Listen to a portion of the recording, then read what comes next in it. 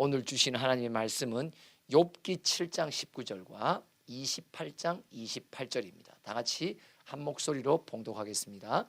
주께서 내게서 눈을 돌이키지 아니하시며 내가 침을 삼킬 동안도 나를 놓지 아니하시기를 어느 때까지 하시리까? 또 사람에게 말씀하셨도다. 보라, 주를 경외함이 지혜요 악을 떠남이 명철이니라. 아멘. 욥기를 보면 욥의 세 친구들이 나와요. 그리고 마지막에 또 한 친구가 더 나와요. 그러니까 4명이 나오는데, 지난주 언젠가 했을 때 그 설교는 욥의 친구 가운데 처음 등장하는 세 친구 가운데 첫 번째 친구 엘리바스라는 친구가 있어요. 여러분 그런 친구 있으시죠? 그러니까 엘리바스와의 대화 속에서 우리가 교훈을 찾아냈고요. 오늘은 이름이 좀 특이해요. 소발. 그러니까 개발 소발 이런 말이 아니라 소발이라는 사람인데, 물론 이 세 친구들과 욥의 대화 속에는 이렇게 겹치는 부분들도 있어요. 그렇지만 특별히 오늘은 두 번째 친구로 등장하는 소발과 욥의 대화 속에 우리의 신앙 속에 함께 공감하는 부분이 있어요. 오늘 7장 19절 보니까 주께서 내게서 눈을 돌이키지 아니하시며 내가 침을 삼킬 동안도 나를 놓지 아니하시기를 도대체 어느 때까지 하시리까? 하나님이 나를 사랑해 주시고 관심을 가져주신다는 것은 우리에게 큰 위로가 됩니다. 근데 지나친 관심은 우리에게 큰 부담이 됩니다. 그래서 욥기서에 보면 이런 구절도 또한 나와요. 지금 제가 어디 있는지 모르겠는데 뭐라고 나와 있냐, 이렇게 말해요. 아니, 주인이 일꾼을 밭에다가 보내면 주인이 그 밭까지 쫓아가서 일꾼이 해질 때까지 일하는 것을 지켜보는 주인이 어디 있습니까? 그래도 밭에서 일할 동안에는 홀로 두지 않느냐고, 이 세상의 주인들은. 근데 우리 주님은 나를 홀로 두지 않으세요. 동행해 주세요. 욥이 그래서 자기의 고민을 말해요. 한번 계속 볼까요? 7장 13절부터 한번 또 14절 시작. 혹시 내가 말하기를 내 잠자리가 나를 위로하고 내 침상이 내 수심을 풀리라 할 때에 주께서 꿈으로 나를 놀라게 하시고 환상으로 나를 두렵게 하시나이다. 좀 잘 때라도 좀 가만두시지. 에? 주님이 나를 지켜보시는데 잘 때도 꿈으로 나타난단 말이에요. 이건 악몽이요? 뭐요? 아니, 좀 잘 때만이라도 이 종이 좀 좀 잘 때만이라도 나 좀 간섭 안 해주셨으면 좋겠다 싶은데, 잘 때도 꿈과 환상으로 또 나를 찾아오셔서 뭐라고? 자꾸 간섭하신단 말이에요. 17절부터 또 볼까요? 시작. 사람이 무엇이기에 주께서 그를 크게 만드사 그에게 마음을 두시고 아침마다 권징하시며 순간마다 단련하십니까? 그러니까 밤에도 꿈으로 나타나시더니 깨어난 아침과 하루 종일 순간순간마다 나를 간섭하신단 말이에요. 죽겠단 말이지. 그러니까 사도 바울도 로마서 7장 보면 이 비슷한 고뇌를 사실 말합니다. 이전에 나는 속편하게 지냈다. 왜? 육신의 법 따라만 살았으면 되고 세상 따라 풍조 따라 살았으면 되는데, 내 안에 예수가 들어오시더니 이제는 성령의 소리가 자꾸 들린단 말이에요. 야, 이 성령의 소리가요, 우리를 갈등하게 만듭니다. 좀 안 들으면 마음이라도 편하겠는데 이 성령의 소리가 자꾸 들리니까 내가 살아왔던 내 맘대로 자유로웠던 방식들이, 삶이 이게 힘들어진단 말이에요. 그래서 오호라 나는 곤고한 자로다. 무슨 소리가 자꾸 들리니까? 하나님의 간섭의 소리가 자꾸 들린단 말이에요. 욥은 불평합니다. 왜 특별히 나한테 이렇게까지도 간섭하냐고. 왜 이렇게까지 나를 지켜보고 계시냐고. 눈을 하늘에서 하나님이 부라리고 있단 말이에요. 근데 누구만 꼭 보는 것 같다? 이 세상에 수십억이 있는데 꼭 나만 그렇게 쳐다보고 있는 것 같단 말이에요. 부담이 된다라고 고백합니다. 근데 욥이 이 부담스럽다는 하나님의 간섭을 토로하고 난 뒤에 주변을 살펴봅니다. 21장으로 넘어가서요 7절로 14절까지 읽어봅시다. 시작. 어찌하여 악인이 생존하고 장수하며 세력이 강하냐. 그들의 후손이 앞에서 그들과 함께 굳게 서고 자손이 그들의 목전에서 그러하구나. 그들의 집이 평안하여 두려움이 없고 하나님의 매가 그들 위에 임하지 아니하며 그들의 새끼를 베고 일이 없이 새끼를 낳는구나. 그들은 아이들을 양떼같이 내보내고 그들의 자녀들은 춤추는구나. 계속.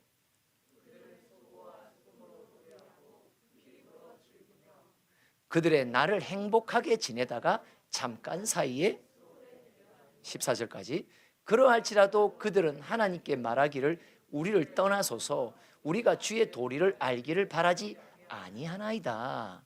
그러니까 믿는 사람 가운데서도 하나님 제발 나 좀 간섭하지 말라고, 나 타치하지 말라고, 나 주님의 소리 듣고 싶지 않다고 막 거역하며 거부하는 자들의 삶을 보니 어때요? 평온한 거예요.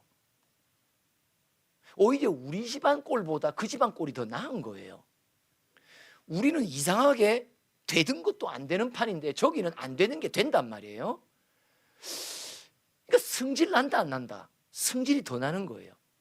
그러면서 16절로 보면서 이제 본격적으로 하나님이 행하시는 일을 봅니다. 그 집안에. 그러니까 다른 말로 말하면 하나님의 소리를 듣기 싫어하고 내치는 자들의 삶이 평온하고 마음에 갈등이 없는 거예요. 자기가 원하는 대로 다 하고 사는 거예요. 자기가 원하는 대로 다 소유하며 누리며 이 세상에 만끽하면서 살아가는 거예요. 그런데 16절 시작. 그러나 그들의 행복이 그들의 손안에 있지 아니하니 악인의 계획은 내게서 행복하게 사는 것 같아.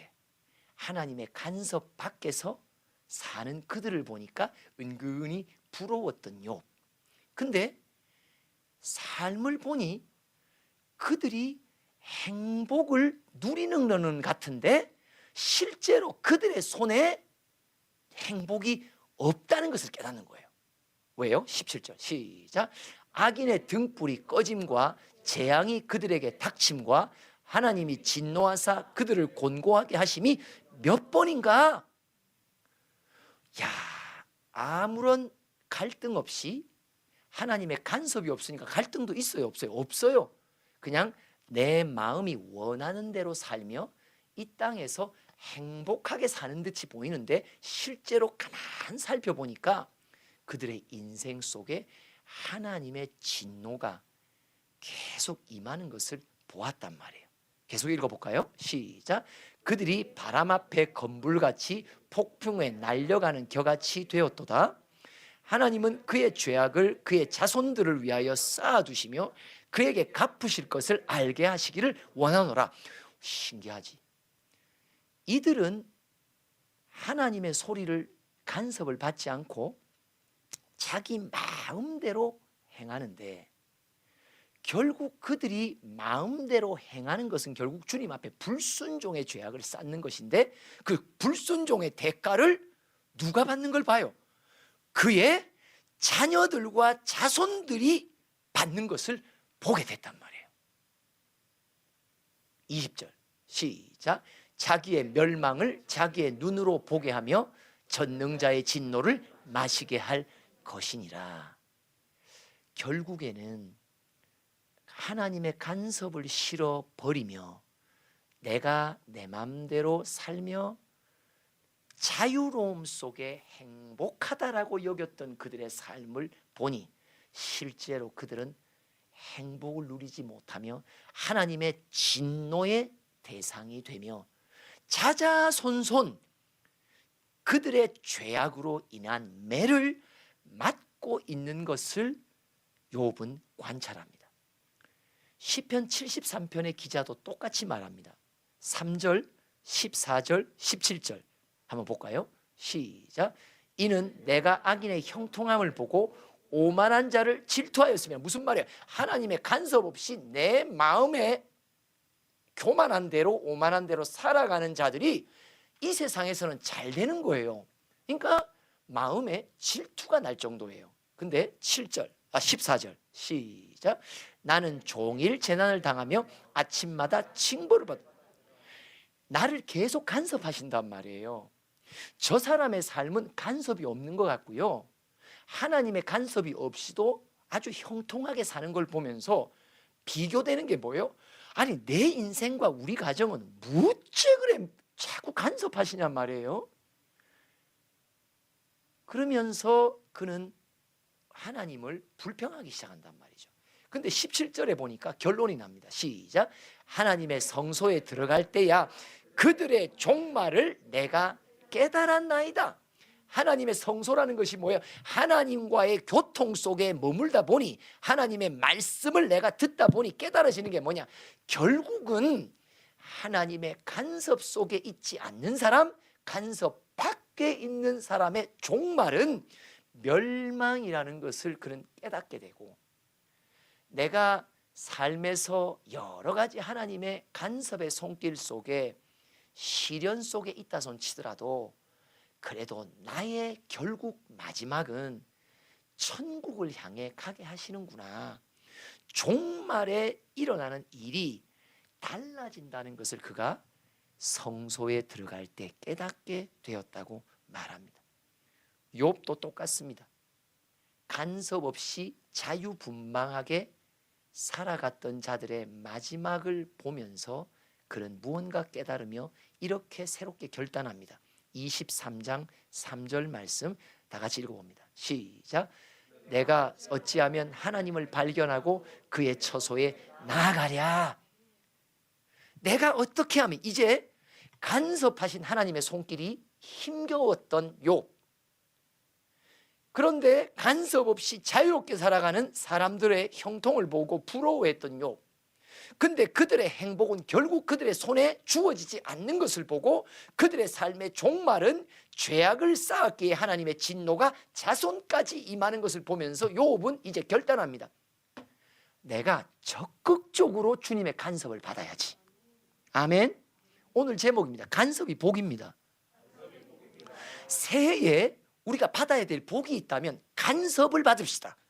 아멘. 아멘. 여러분, 간섭이라는 뜻이 뭐예요? 아주 부정적이죠. 내가 이쪽으로 가는데 자꾸 막아 쓰신단 말이에요. 왜 그 길로 가는 나를 막아 쓰실 수밖에 없어요? 왜? 간섭하신다는 것밖에는 이 말이 안 돼요. 왜요? 그 길은 불순종의 길이기 때문이란 말이에요.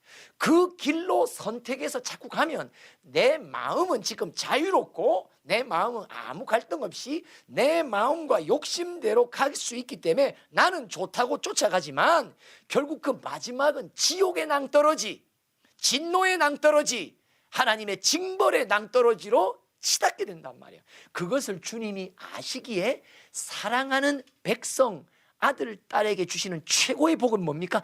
간섭하시는 것입니다. 막아주신단 말이에요. 방향을 틀어주신단 말이에요. 삼창합시다. 간섭이 복입니다. 삼창합니다. 아멘. 그래서 욥은 결정합니다.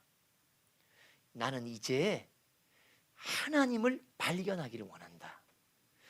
그분이 계시는 지성소로 나는 나아가기를 원한다. 그분과 나는 친밀한 성령 안에 교통 가운데 있기를 원한다. 성령이시여, 나의 연약함을 아시지 않아요? 로마서 8장 26절에 뭐라고 말해요? 시작. 이와 같이 성령도 우리의 연약함을 도우시나니 우리는 마땅히 기도할 바를 알지 못하나 오직 성령이 말할 수 없는 탄식으로 우리를 위하여 친히 간구하시니라. 성령님, 제가 오늘도 어떻게 살아야 할지, 무엇을 선택해야 될지 제가 잘 몰라요. 그게 나의 연약함이에요. 근데 이 고백하기 전에 성령님은 이미 아신단 말이에요. 그러면서 이 연약함을 도우시는 손길이 있단 말이죠. 이게 뭐예요? 간섭이란 말이에요. 간섭이란 말이에요. 간섭이라는 단어는 아직도 내가 내 삶의 주인 되어 있는 부분이 내게 있다는 걸 말해요. 그죠? 그렇기 때문에 나보다 더 강력한 주인이신 하나님이 내 가는 길을 인터셉트, 간섭해 주셔야 된다는 걸 말해요. 그죠? 아마도 내 평생 동안, 우리 평생 동안 완전히 주도권을 주님께 이양하는 것은 참 우리에게 일어나기 어려울 수 있습니다. 그래서 우리는 과정상 주님의 간섭이 필요한 거예요. 아직도 나는 내 생각과 뜻과 내가 하고 싶은 욕심 따라 나는 길을 가고 있는 자란 말이에요. 때마다 일마다 하나님이 내 길 앞에서 간섭해 주십니다. 아멘. 요한복음 14장 26절 또 읽어볼까요? 시작. 보혜사 곧 아버지께서 내 이름으로 보내실 성령, 그가 너희에게 모든 것을 가르치고 내가 너희에게 말한 모든 것을 생각나게 하리라. 서로에게 인사합시다. 승질납니다. 아무 말씀을 안 해주시고 가르쳐 주시지 않으시면 내 마음에 갈등이 없잖아요. 그냥 내 생각대로 소신대로 쭉 살면 되잖아요. 근데 보혜사 성령님을 주님은 나를 위해 보내주셔서 내게 때마다 가르쳐 주신단 말이에요. 어떤 일과 상황 속에 있을 때 내게 그분을 생각나게 해주신단 말이에요. 다행이에요? 불행이에요? 복이에요? 화예요? 맞습니다. 우리가요, 사실은 내가 원하는 바가 강하게 설정되어 있으면 있을수록 하나님의 뜻이 생각날 때 우리에게는 부딪힘이라는 과정을 거칩니다. 부딪힘이라는 게. 아이, 김 새네. 그죠? 김이 새는 거예요. 내가 이미 공들여 내 길을 닦아놓은 사람은 하나님의 간섭이 찬물을 끼얹는 것 같은 느낌이 오는 거예요. 그죠? 그러나 종국을 보면 찬물 끼얹지 않으면 나는 불순종의 죄악을 쌓게 됩니다. 내 일생 동안이 아니라 내 자손 대대로 내가 내 마음 편한 대로 내 행복을 추구하며 내 욕심대로 살아갔던 그 모든 삶의 자취들이 쌓여서 하나님의 진노를 받게 되는 후손들에게 그 유산을 나는 주고 간단 말이에요. 그러면 간섭이 복이죠. 한번 따라 3번 합니다. 시작.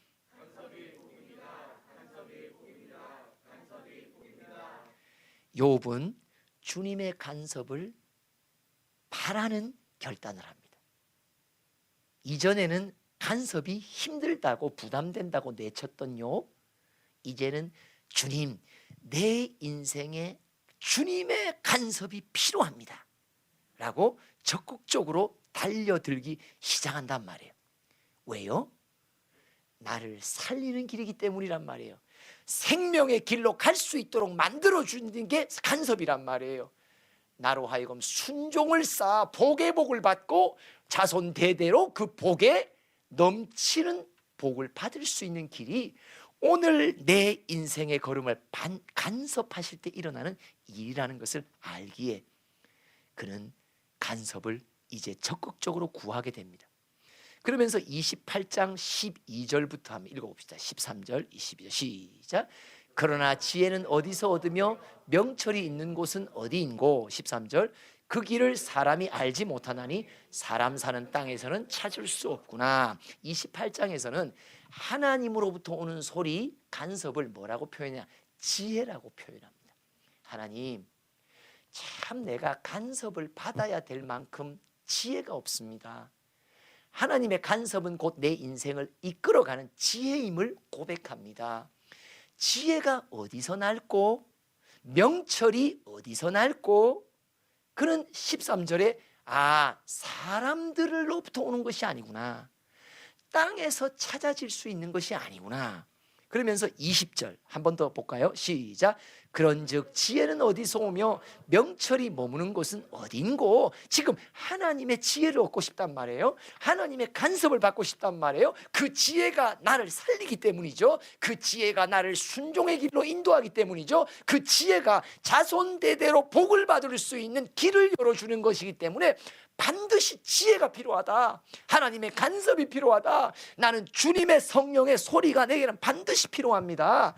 그러면서 23절부터 28절까지 읽어봅니다.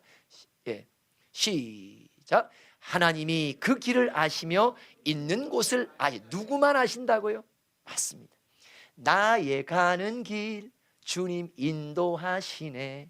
내가 마땅히 걸어야 될 길을 나는 모르고 어느 누구도 모른단 말이죠. 누구만 아세요? 하나님만 아시며 그곳을 향해 지혜가 있는 곳으로 나를 인도하신다. 계속. 이는 그가 땅끝까지 감찰하시며 온 천하를 살피시며, 무슨 말이에요?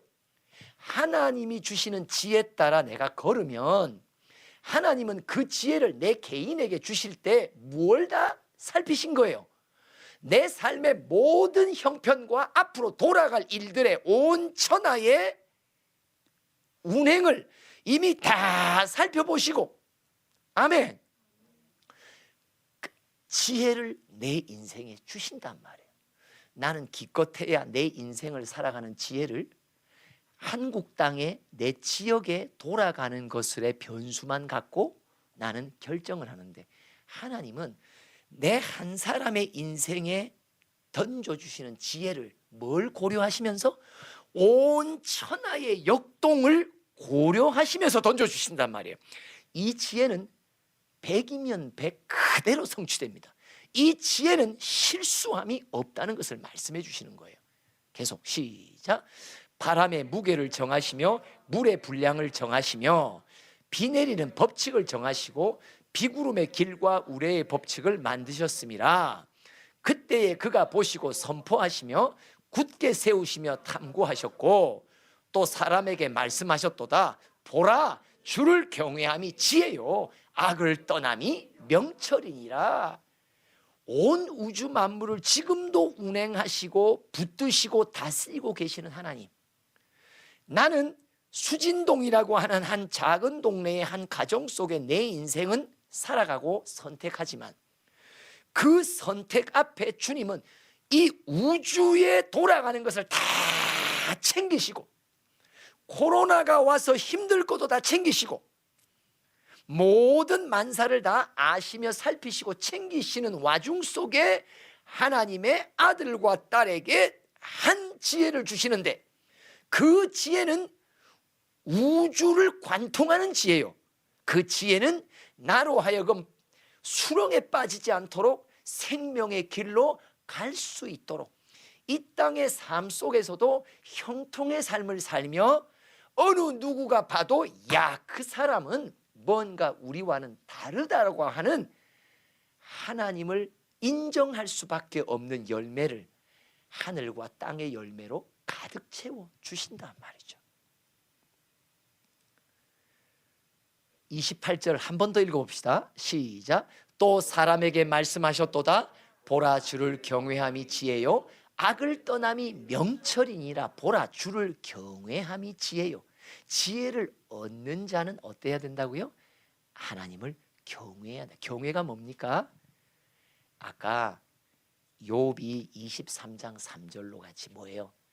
하나님의 지혜를 찾는 거예요. 잠언서에 보면요, 하나님의 지혜를 찾되 은과 금을 찾듯이 찾으라고.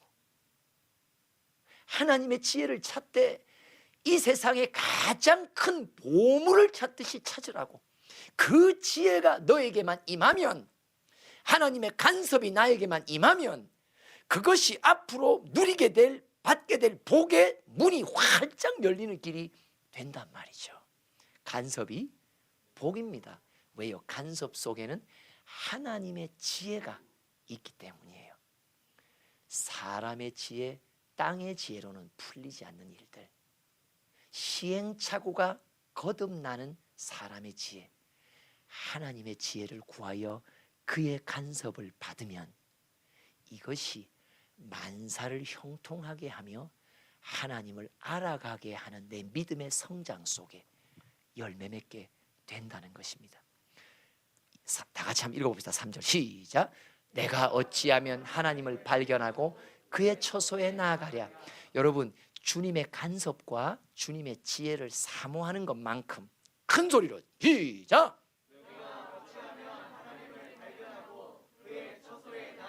한 번 더 크게 시작.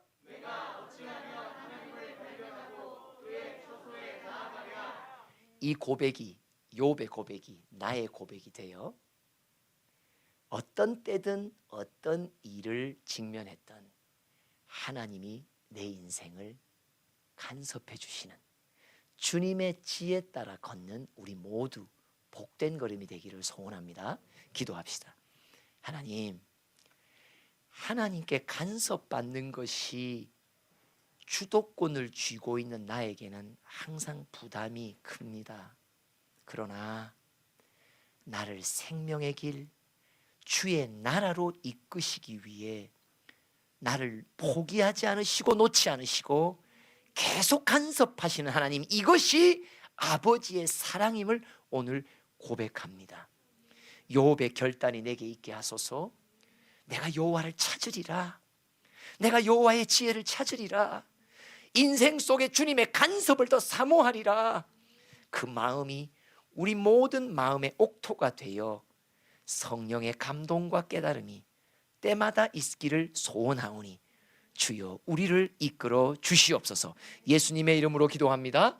아멘. 지금은 우리 주 예수 그리스도의 크신 은혜와 하나님 아버지의 한량없으신 사랑과 성령의 교통하심이 하나님의 간섭 따라 살기로 소원하며 소망하는 우리 모든 지체들 머리 위에 이 땅에 방황하는 영혼들 가운데 영원토록 함께 하시기를 축원하옵나이다. 아멘.